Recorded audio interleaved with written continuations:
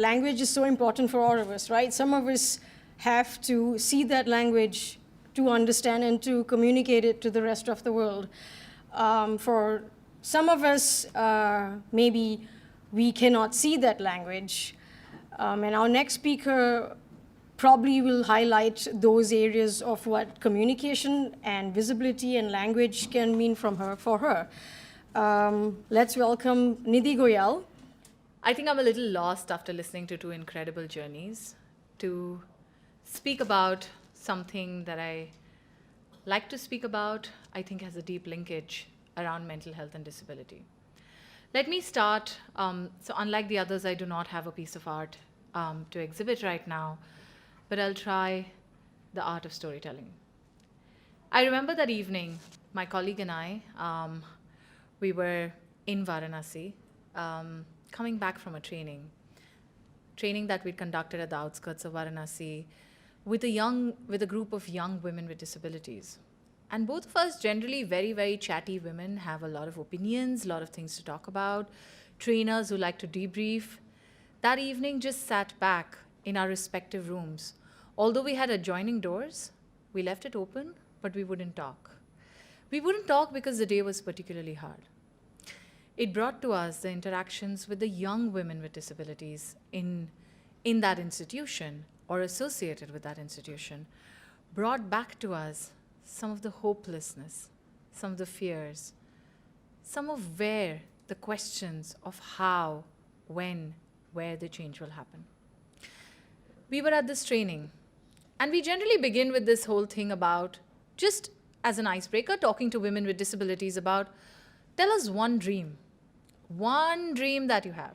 It could be a simple dream like, oh, I want to own such and such outfit, or I want to eat such and such thing, to I want to travel the world, to I want to have a career. And very often, we find it challenging just because women with disabilities refuse to have a dream. And we often wonder as trainers, and we know at an intellectual level why this is and what's the complexity around it. That day, there was this one particular young woman who was dragging herself within the institution, waist downwards. In her words, her body did not work. And she was sitting there, we were all sitting on the floor, when we were talking about tell us a dream. And she said, I do not have a dream. And she was very angry about it. And so in our fun way and our coaxing way, and as trainers do in our own annoying trainer way, we said, but there must be something. And in that region, with a lot of conversations on marriage, about women having to and they're 16, 17, and 18 years of age. And you can have all the child marriage acts, but at 15, 16, you're already getting really old to get married. And so we were talking to her and we said, Are, listen, do you have a boyfriend? So she gave us some very ugly stares because why are we talking like city people? And then I said, don't you want to get married? And then the quality of the silence changed. And we thought, as pathetic, annoying trainers as we are, we said, let's probe this.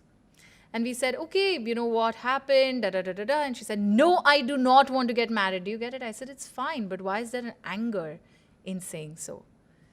And she said, because it's shameful as a woman whose waist downward does not work to get married. And I said, why?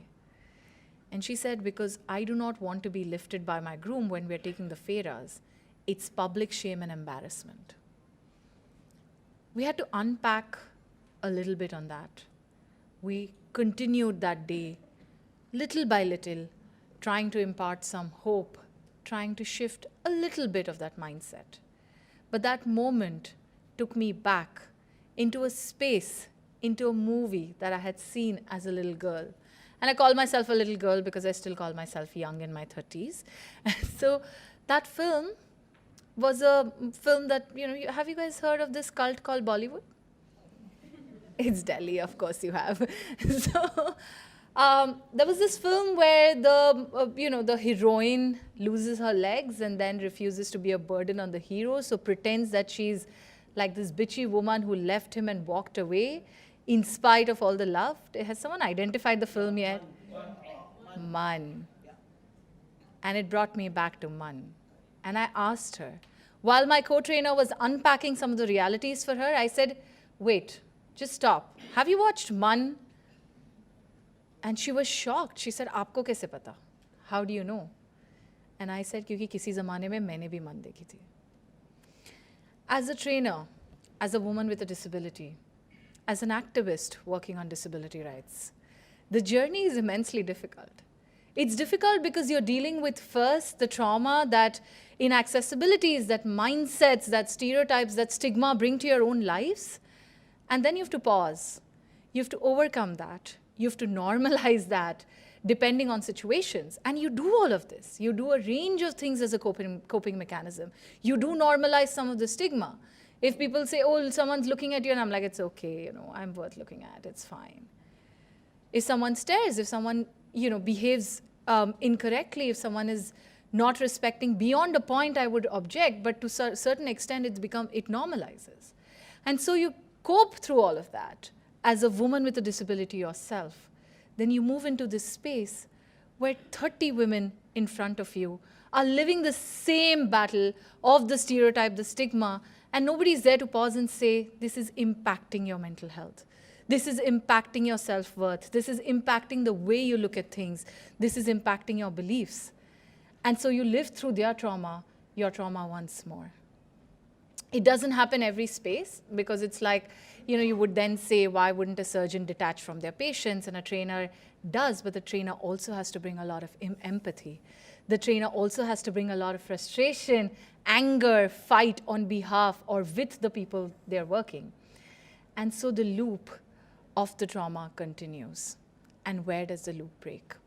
I've often heard of, oh, there's collective healing in training, but I think there's also regurgitating collective trauma when you're a trainer, when you're a woman with a disability. And these were the moments that transport me back. It doesn't happen very often, did happen that day. I also believe because of the multiple other things that I was working on. At that point in life, when this day happened in Varanasi, where women were hopeless, where they thought there was no dream, where they believed that they were not made for relationships, where they were forced to believe that they were a burden in their families, where they were not given opportunities and discriminated, the idea was also that on the other hand, I went into my room and I had to write up a report and put down narratives of women with disabilities who had been raped, who had been gang raped, who the justice system said, you're mad and we wouldn't believe your testimony. And what happens to mental health when you're in this space of being angry on behalf of someone, being upset with the system, where you want to fight, where it's not okay to keep quiet, when you're pushed back suddenly in one moment of vulnerability into your past, where you were a little teenage girl trying to cope with the acquired blindness that you had. And that brought me back to where I started. I started at 14 or 15, and people want me to pin my exact age, which I can never do. I remember it was 2 days before my history exam because I hated history, and the minute I found out about my eye disorder, I thought, chalo, ab fail hue to koi bahana to mil gaya.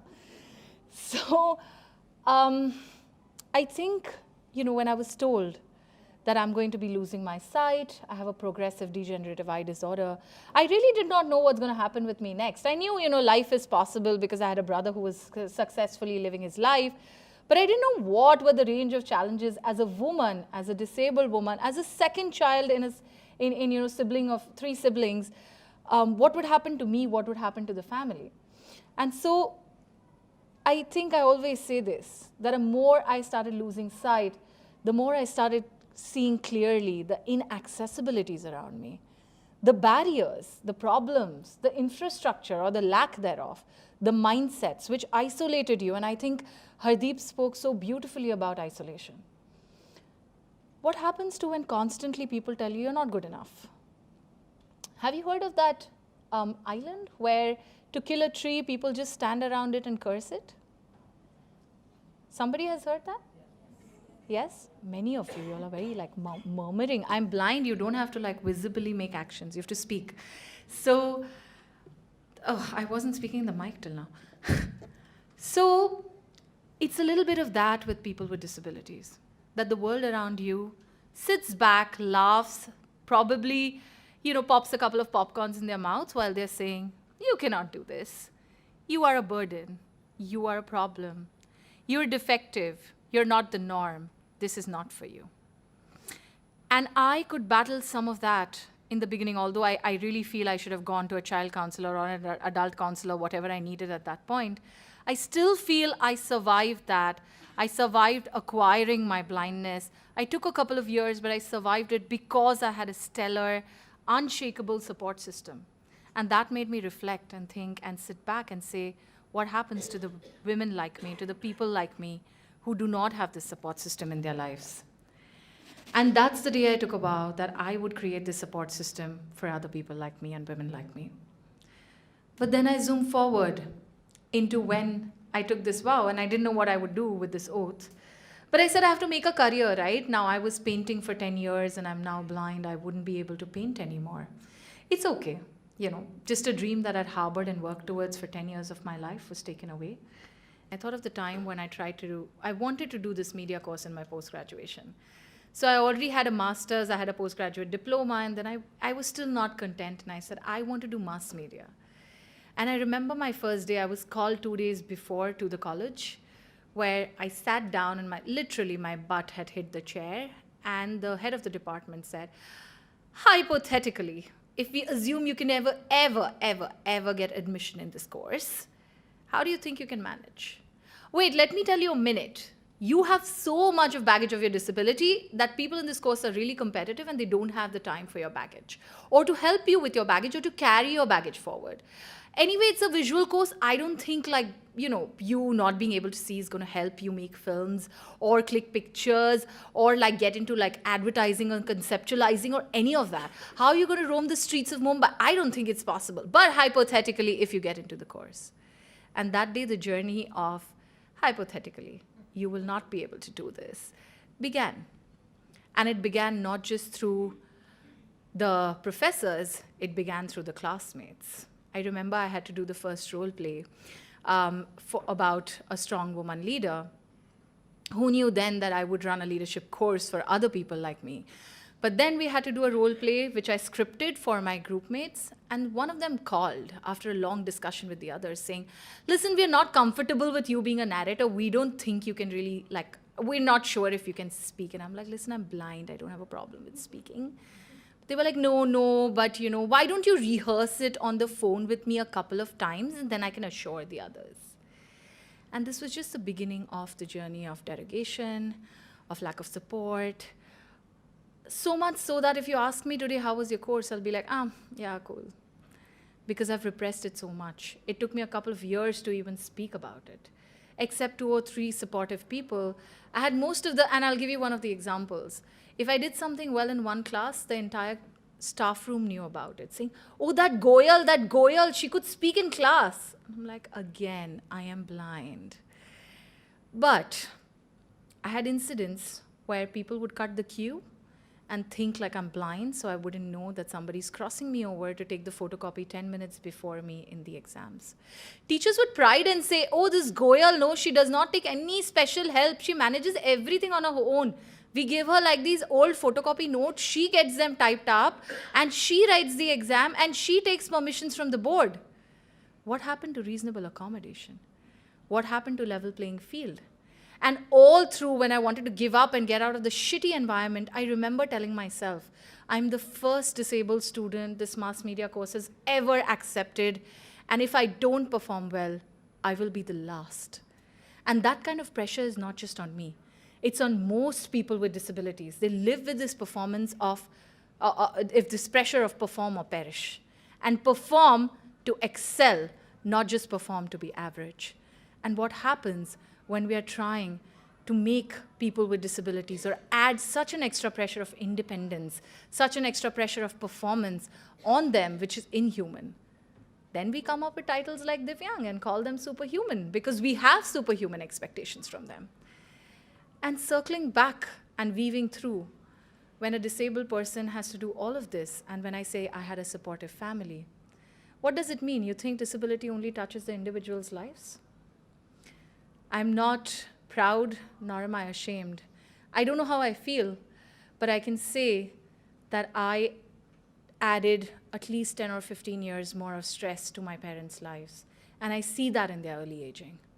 But they're proud parents who've aged early, happy and contented that they could create an enabling environment while leaving me with a sense of joy, a sense of hesitation, a sense of anger again. The joy because I was fortunate to have parents like these. The sense of hesitation because I want to reflect and be like, did my disability cause this? Did my disability cause this? And then the anger because the disability did not cause it. The disabling environment did. People's mindsets did. The kind of trauma which we don't have to live, experience with a disability, but which is created through the external environment, that caused this. It causes us to be these champions and stand up and say, hey, I don't need help, even when we do. Or they say, oh, disabled people should be independent. I said, but the society is interdependent, but we have to prove all the time.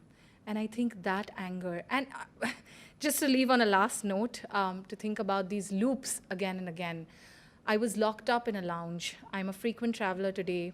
I'm an activist who's also in what my friends say a globetrotter, and I say I just live on aeroplanes. But I was flying back from Mexico from a meeting. And I remember my halt was in Germany, and they locked me up in a lounge. And I say they locked me up because they took my passport and boarding card to keep a check on when my flight would be. Then they refused to provide me assistance to meet a friend. I had a Schengen visa, and she was waiting outside, a German friend of mine, with hot breakfast. They refused to assist me outside.